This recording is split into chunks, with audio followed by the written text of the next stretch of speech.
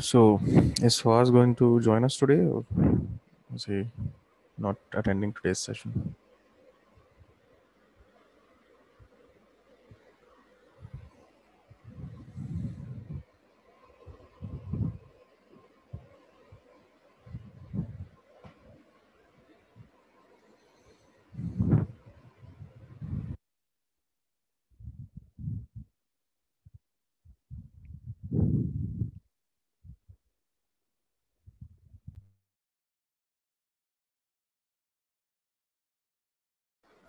Arjun, am I audible?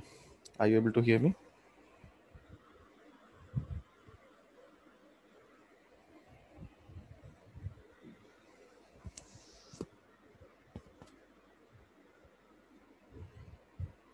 Yes. Okay.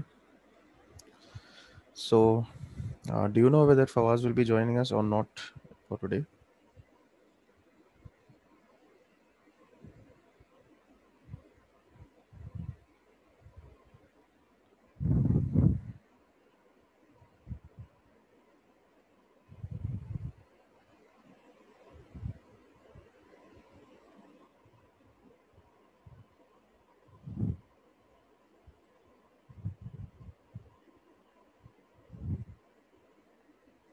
Network issues. Okay. So yesterday you were having network issues. Today he is having network issues. So I mean, okay, that's not an issue. You can always get the recordings. Don't worry. Okay. So if he is not going to be able to join us, then I think we should continue now.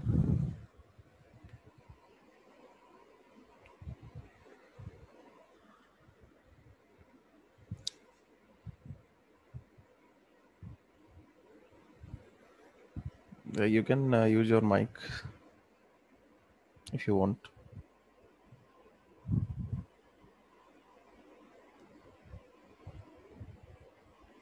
It crashes at 2 GB during the download.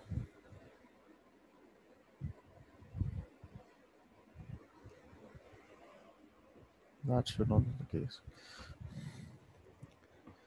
During the download, it's crashing. And where are you downloading it from? Are you downloading it from the official source, from an official website? Where are you getting it from? Official site, kali.org. Okay. Should not be the case.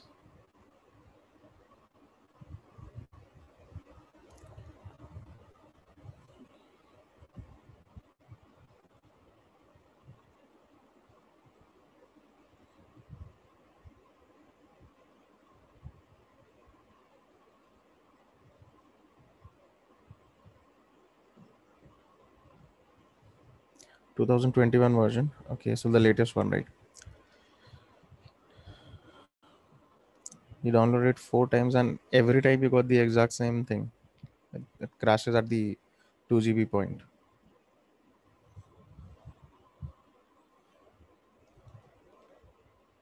Okay. Are you sure you have enough space on your disk where you're downloading it?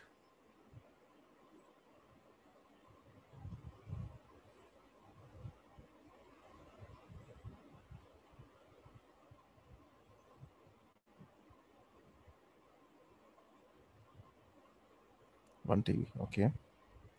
And have you tried like resuming or retrying after it stops?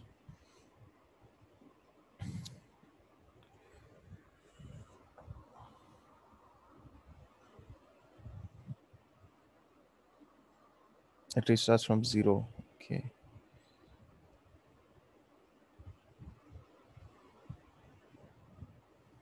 Okay, let me see.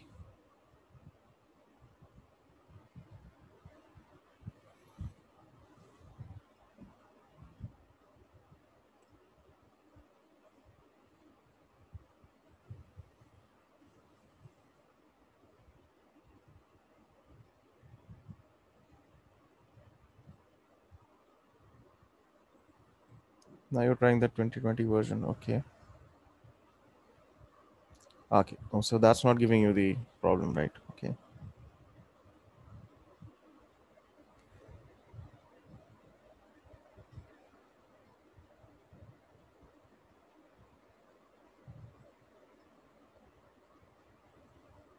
No. Okay. So download it, see what happens. Maybe there's some issue with the current version that they have uploaded. Okay, you never know.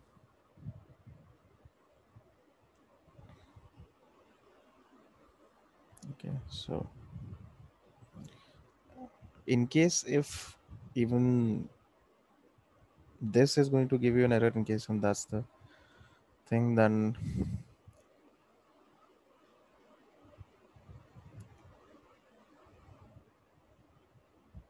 you can try downloading a pre-built VM or an OVA file from here.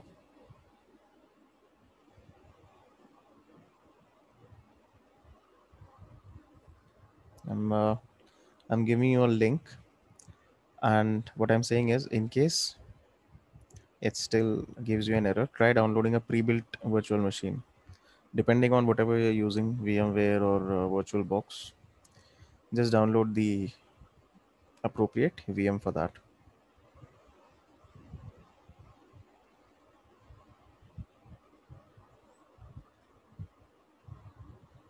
Okay. All right. Now see, the day before yesterday, we were working on this Metasploitable, right? Yesterday, we had completed that, and I had talked about the next machine, which we would be starting with. So that machine is called Basic Pen Testing.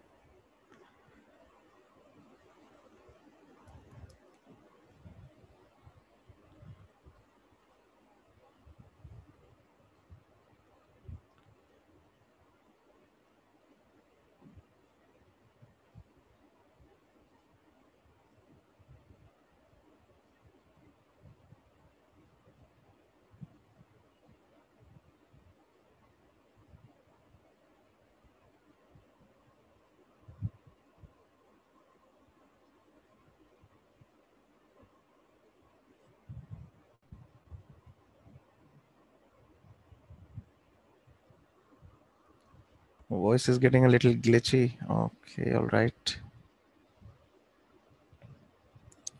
Let me just do a quick speed test, see if there's anything wrong with my network. Okay.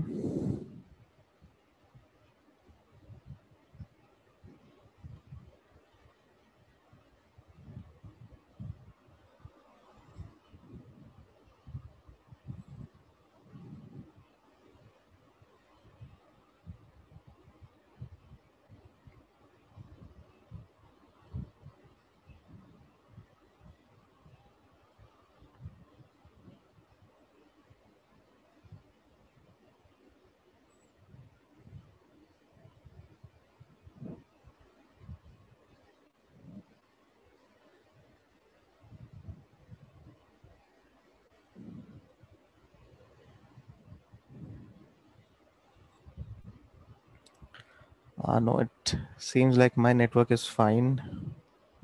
I'm getting around 200 Mbps right now, so it's fine.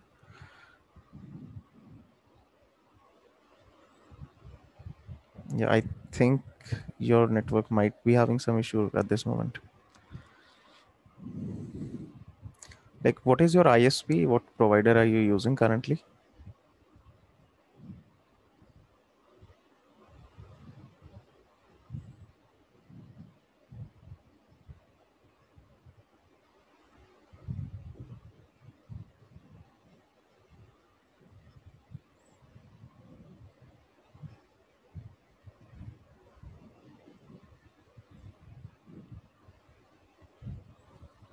Asianet. Okay.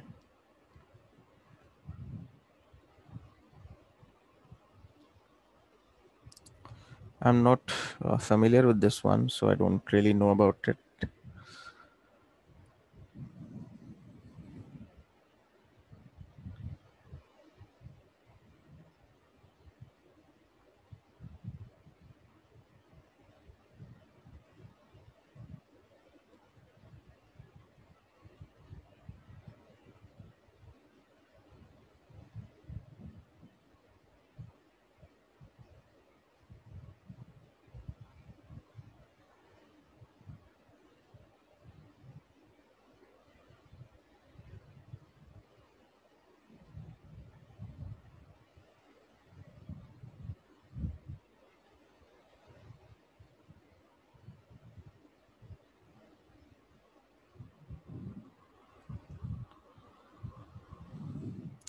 I'm from the northern part.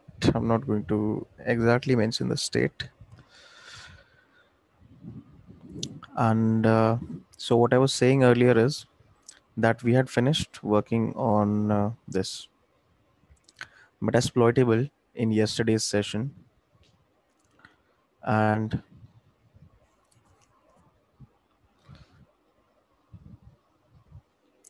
I had talked about which machine we would be targeting next.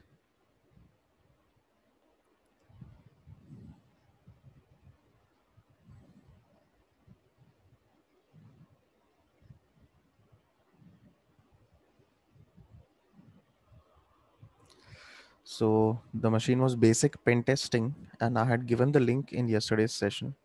I'll just give it to you.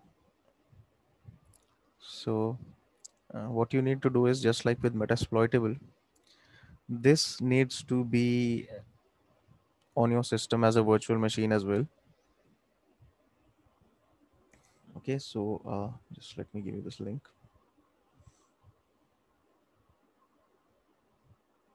Okay, so in the chat, I've posted a link for it.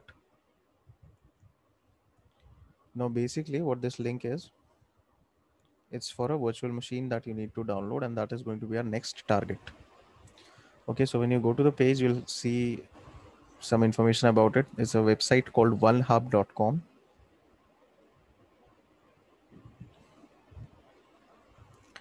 And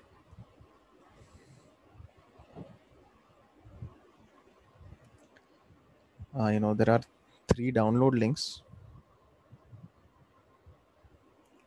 so you can download from any of those.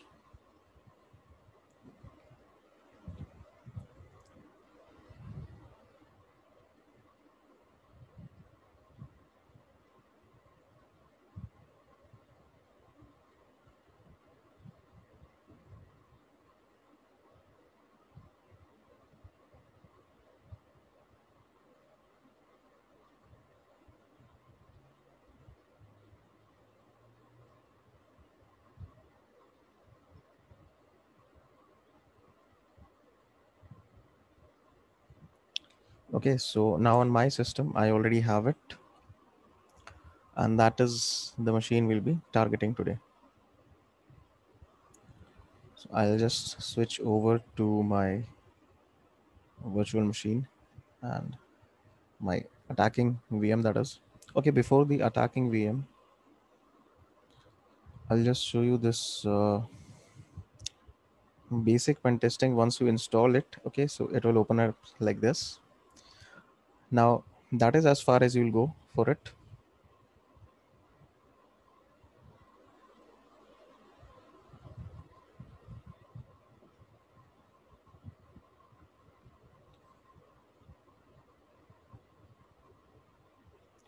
Okay, so if you get this screen, that means this particular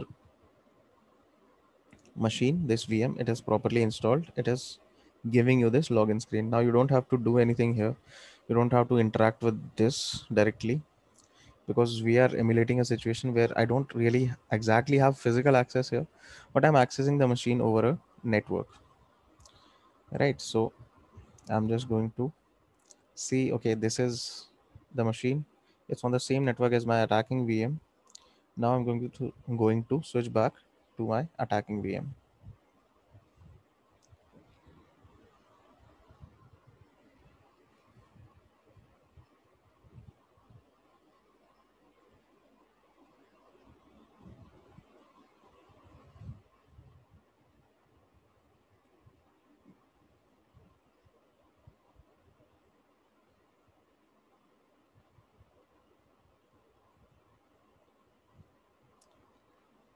Okay, so is my screen visible now?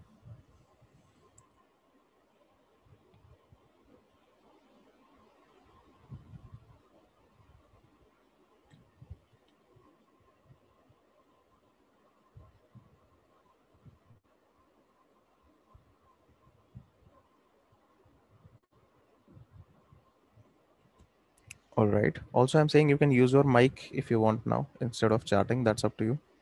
Instead of using the chat, you can use your mic.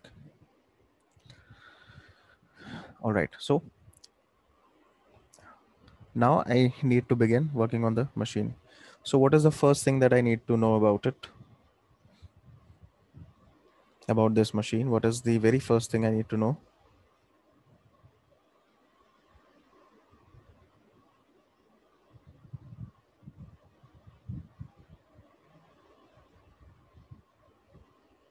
Before I can do anything else, what is the first thing I need to know or I need to find out?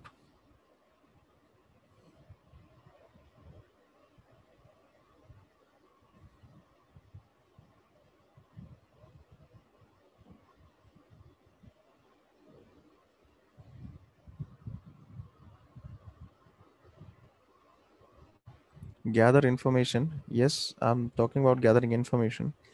But what exactly in this case? What information do I need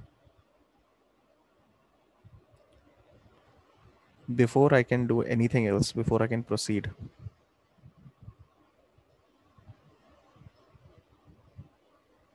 What is the main piece of information that I need right now?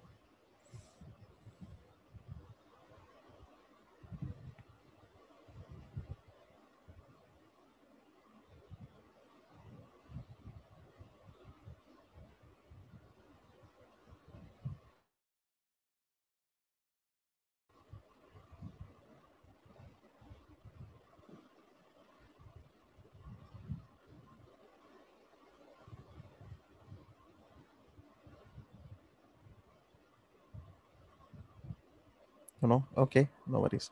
See, now I know that the machine is on my system. I've installed it. Before I can interact with it, before I can do anything with it, I need to know what the IP address is. All right, I need to find out the IP.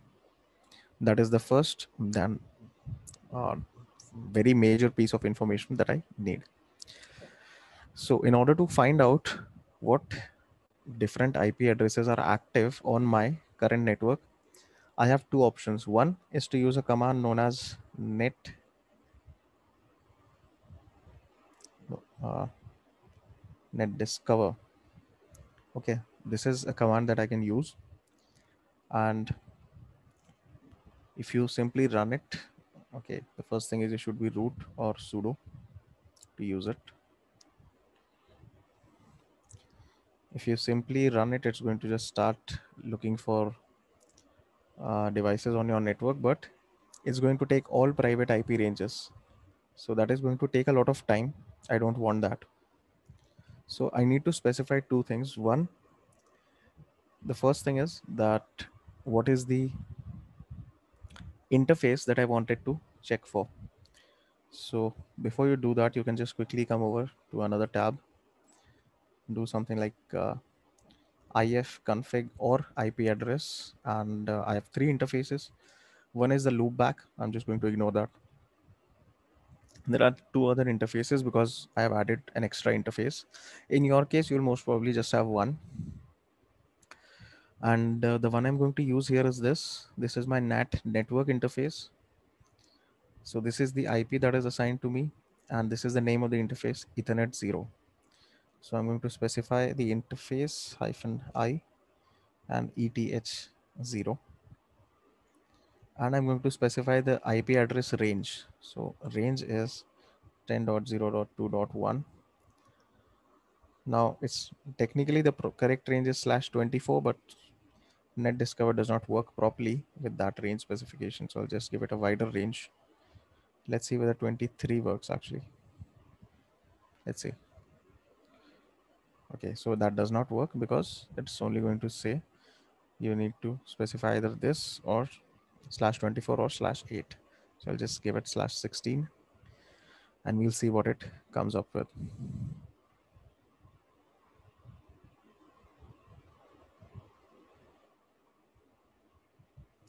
Okay, so my IP is 10.0.2.15. So the network 10.0.2.1 is the one I'm on. So currently it's at 28.29. I can just simply stop it because I know no such IP exists in my current network. So for my current network, it has given me four different IP addresses. Okay, 10.0.2.1, 2, 3, and 245. So it has given me four IPs. Now our target has to be one of these four IPs. Okay, because that's all the active IPs on the network. So it has to be one of these. Now, just by these results, just from these results, can you tell me any one IP which is most definitely not going to be a target?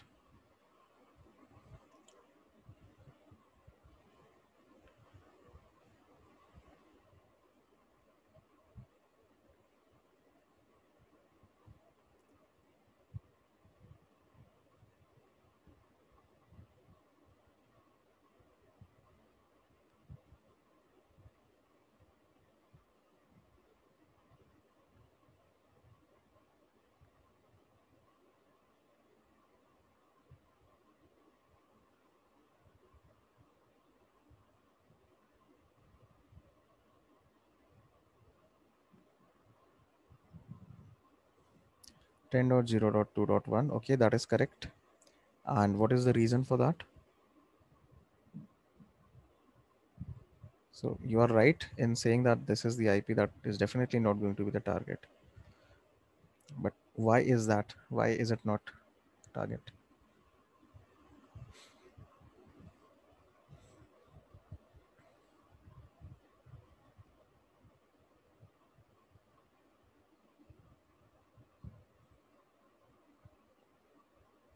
Because it is the address for the gateway. For every network, you have a gateway. Like let's say, for example, I'm using my Wi-Fi network, and that Wi-Fi network has a router. So that is the gateway. So the first address in the network is going to be assigned to the gateway. Although now this network that we're currently considering, this is only existing within VirtualBox, so it's a virtual network, still it has a gateway.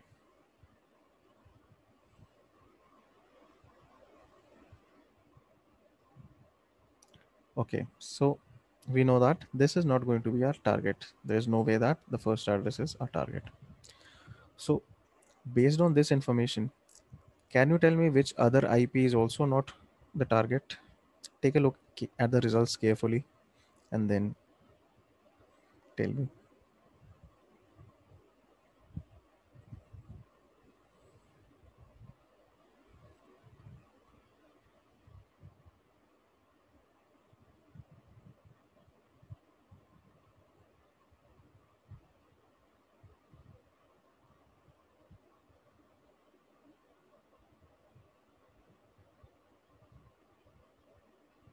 10.0.2.2. Correct. Reason?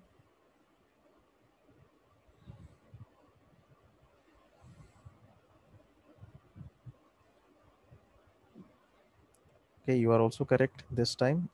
Good. So what is the reason? They have the same MAC address exactly. So the MAC address is the same. That means that although it might be a different interface, a different virtual interface, but it's the same device, it's the same gateway. So it's not going to be my target. Okay, so there's no way that that is a target. Good. All right. So now if you remove these two IPs, you are left with two more. So definitely one of the two that remain should be our target. Now, as of now, from these results, there is no way for me to determine which is the target and which is not out of these two IPs. Okay, so we don't know at this point. So what I can do is I can use Nmap and I can do what is known as an operating system detection scan. So, okay, so Nmap has this kind of scan which tries to find out what kind of operating system and what kind of device is present. So I'm just going to give an OS detection scan on both these devices. So 10.0.2.3, comma 245. So it's going to scan for both those IPs. And the scan is already completed. So let's see what we have. Now For the first IP that we scan, 10.0.2.3, it says all 1000 scan ports are filtered. But for the other one, it's showing you that there are 3 open ports and that it is a general purpose device running Linux. For this one, it's not able to figure out any open ports or closed ports for that matter. All are showing up as filtered, and too many fingerprints match to give specific operating system details. All right. So there is no detail about any open port. Also, there's no detail about any kind of system. So the thing here is, out of these two, I can say that this is my device, this is my target, and this is just, it might be some other virtual device belonging to VirtualBox, which is not really, you know, which is not really not, which does not have anything of concern to us. Okay, so we don't want anything to do with that device. It's not of any use.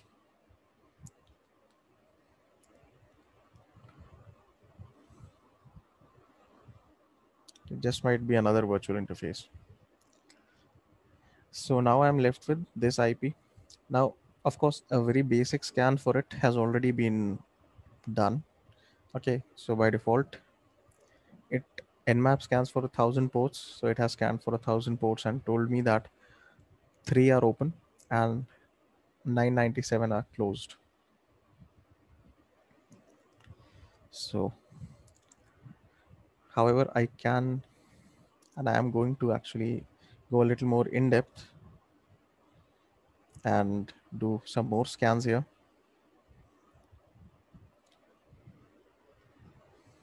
Okay, actually, even before I do this one, I'll just do this.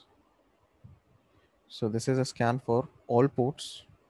Okay, so there's a total of 65535 ports on any device, and by default, it's just going to scan for the first 1,000.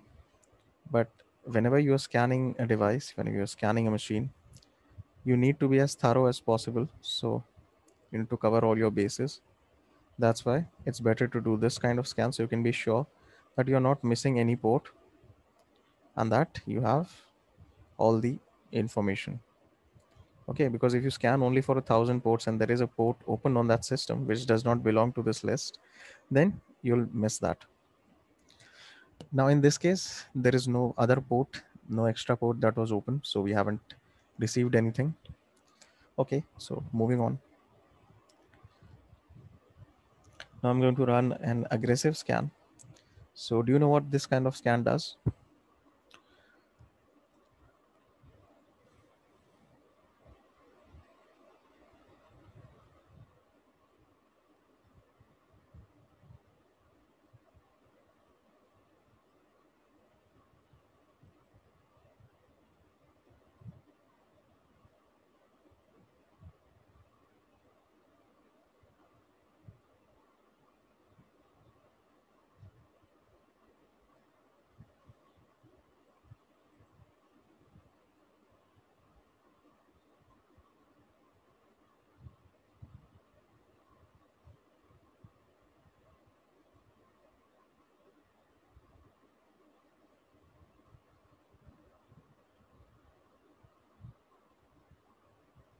No? Okay. So an aggressive scan, it combines different kinds of scans. So you have your script scan, your service version detection scan, and your operating system detection scan all in one within your aggressive scan. Okay, so instead of specifying this,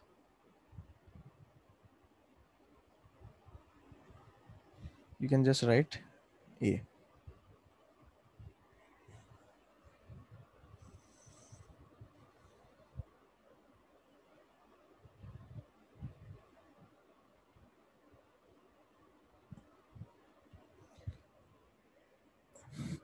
Now, sometimes these scans can take a few minutes, but again, that is to be expected.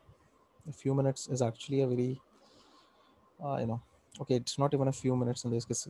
In this case, it's, I guess, a few seconds. A few minutes is actually not bad for a scan, because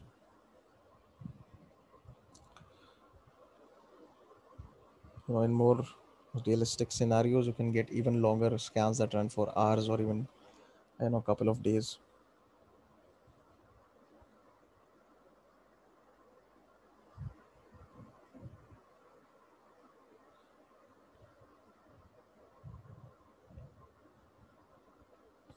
Okay, so we have the results for the scan, and what do we find out?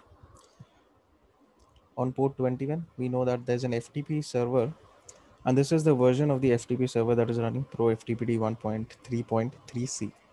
Okay, so now we are going to look at these services and see what we can do with them. But right now, I'm just going over what the scan has told me.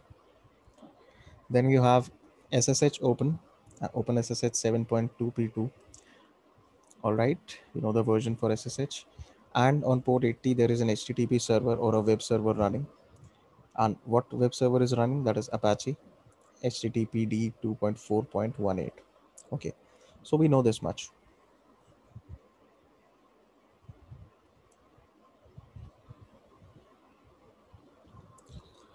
And of course, we also know that there's Linux running. And now we'll see what can be done. It's also actually advisable to run a script, actually not a default script scan, a vulnerability scan. So the way to do that is double hyphen script vuln1. So this is going to run all the vulnerability scanning scripts that are present in Nmap. Okay, so I'm just going to press enter here. I already have all the options I need. I just need the vulnerability scan. I've specified my target.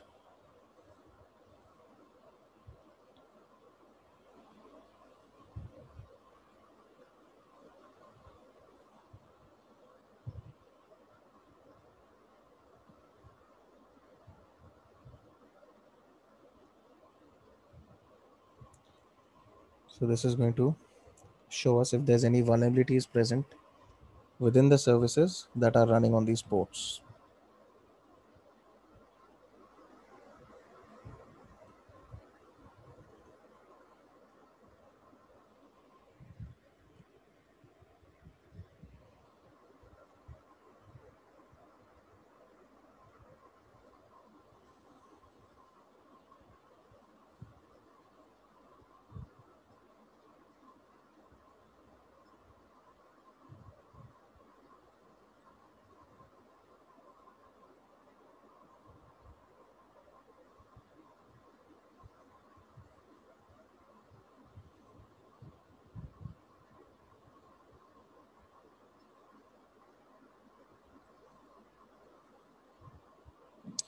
Also, okay, now about these services, let's talk a little bit about them while the scan runs. Okay, first of all, for SSH, let's just briefly discuss what you find with SSH. Now, SSH is secure shell, and it's used for allowing remote access to a system via the command line. Now, SSH does not usually have any exploit that can be run against it. The only thing that you can consider doing with SSH is to try and brute force or try and crack a password for SSH. But password cracking is something that you can do as a last resort. Like if you don't find anything else, if you don't find any other way of getting into the system, then you would maybe resort to cracking the SSH password. But otherwise, we don't really attack SSH. If I see SSH is present, okay, that's good, but I leave it alone. I look for other things on the system. I look for other services, but I'm not going to touch SSH. Maybe, at some point you can get SSH credentials for the system, and then you'll be able to log in. But that's usually not the case. Okay, so if you do, I mean, if you do get SSH credentials, sure, that's good. If you don't, you just then leave it alone.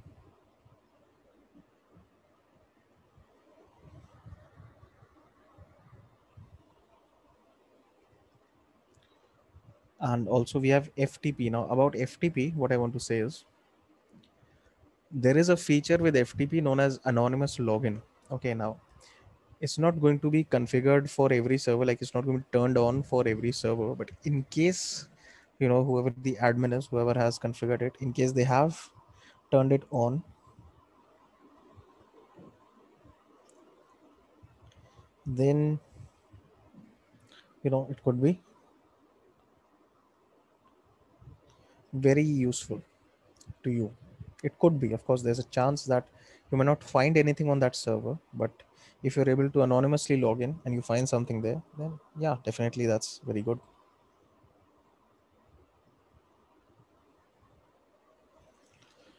Okay, so let us see what can be done there. So to try and see if anonymous login is present, okay, you can try connecting. So the command is FTP followed by the IP address. So the IP of the target is this 10.0.2.245, and you also need to specify the port in case the server is not running on the default port. Now for FTP, the default port is 21, and in this case, the FTP server is indeed running on port 21. So you don't need to specify anything else here.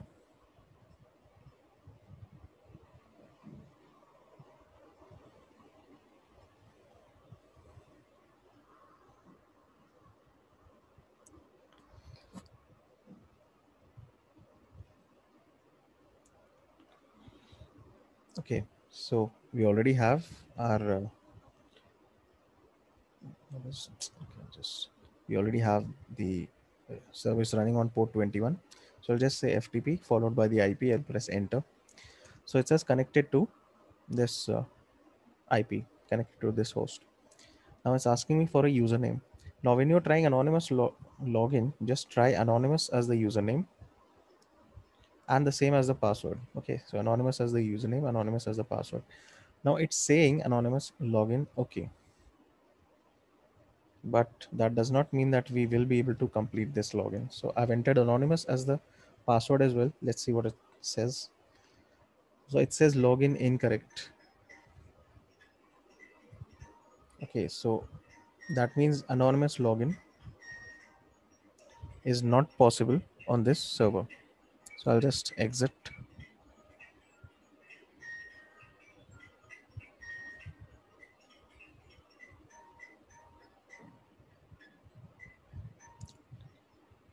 Now this is not particularly for any particular version of FTP. Okay, for any FTP server that you find, this is something to keep in mind. Anonymous login. Okay, so for any FTP server, you can keep in mind that this is possible. I mean, it's not going to be like this is a possibility. It's not always going to be turned on for every server. Like in this case, they haven't set it. Okay, so yeah, keep it in mind. All right, we see here that the vulnerability scan results have come back. So the first thing we see is that for port 21, it says there's an FTP Pro FTPD backdoor, and it's even exploiting it and telling us that after exploiting it, you are getting root access to the system. All right, so this can be exploited with Metasploit,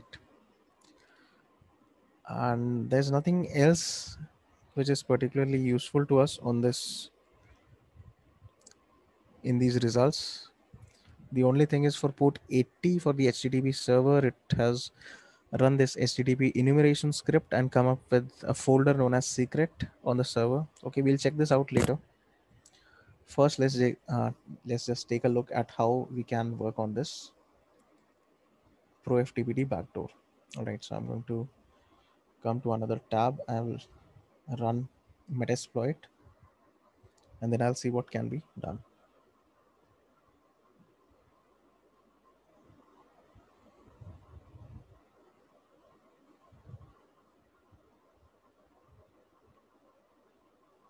Okay, so Metasploit is open now.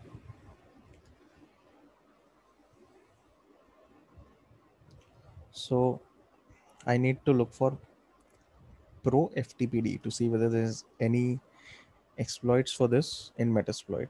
Okay, so let us try and do that now.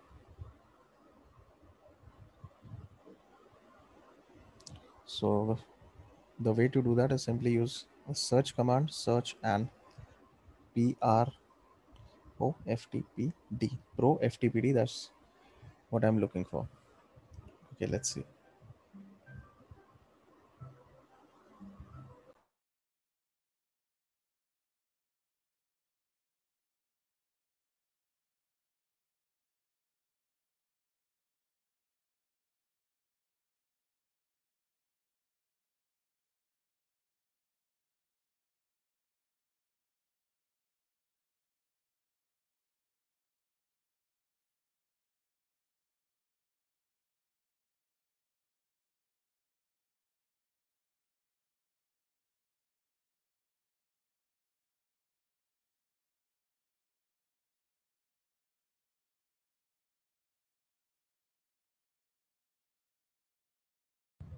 Okay, so we have these six results, and the version of Pro FTPD that is running here is this 1.3.3c. So let's see which is the one that is compatible.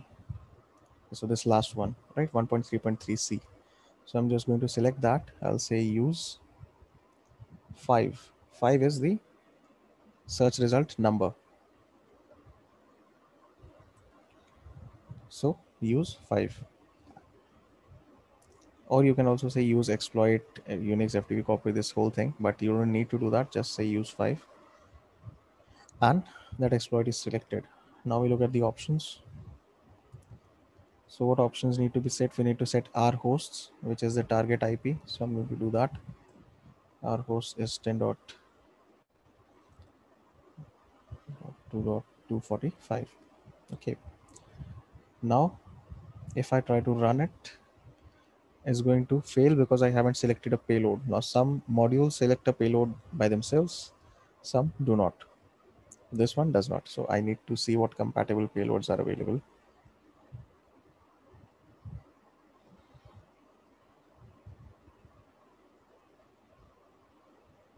So this is a list of the compatible payloads.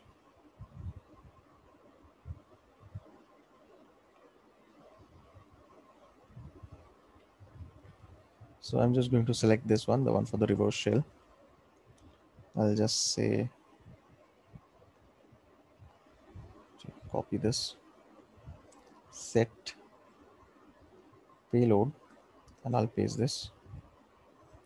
Now if I take a look at the options again, I'll have the payload options as well. I'm going to set lhost as Ethernet 0. You can also set an interface. Okay, so it will pick the IP automatically. And I'm going to run it now.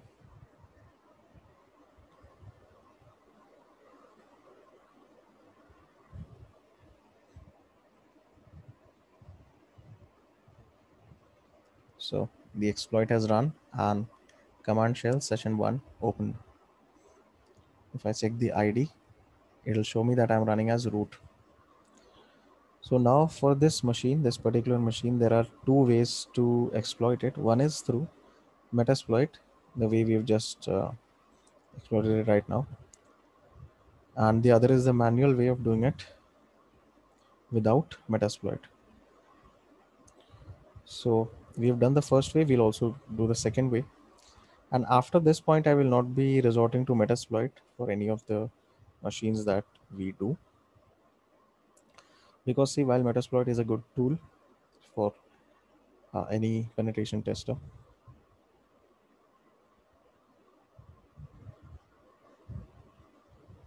but okay, you should not depend on it, because otherwise there's a lot of concepts that you might miss out on.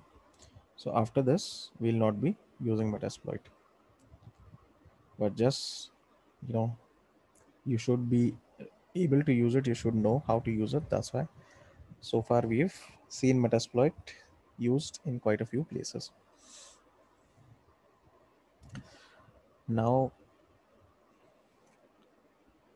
this exploit has already given us root access.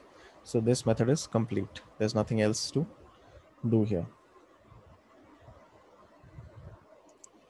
I'll just, I'll come out of this. About session 1, yes. And we only have 3 open ports. The way to exploit FTP, we've already covered. SSH, I've already told you we don't really exploit. There's nothing to, exploit per se in SSH. But what we do is, now we come to the third port, that is port 80. So we try to access that. So 244, use 245 is the IP here. Okay. So it says this is the default web page for this server. But this is just the default page. Okay, this is not taking us to a website, just to a default page. I don't need a default page. I need to see if there's a website, because this is not going to do anything for me. If I come back to my nmap results, there was this secret directory that it had found. So what I'm going to do is I'm going to try and access that now.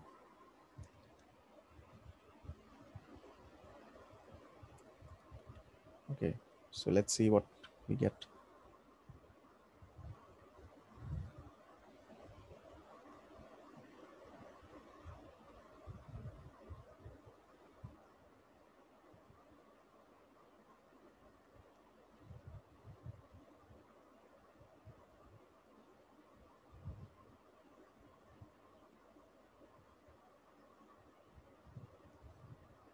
All right, so when we try to go to that IP, we get s- some kind of website. So the web server isn't completely empty, it is running a website. And this is the website that we are able to access right now. Okay, so it's a small website, but nevertheless, it's there, and it can be our way in.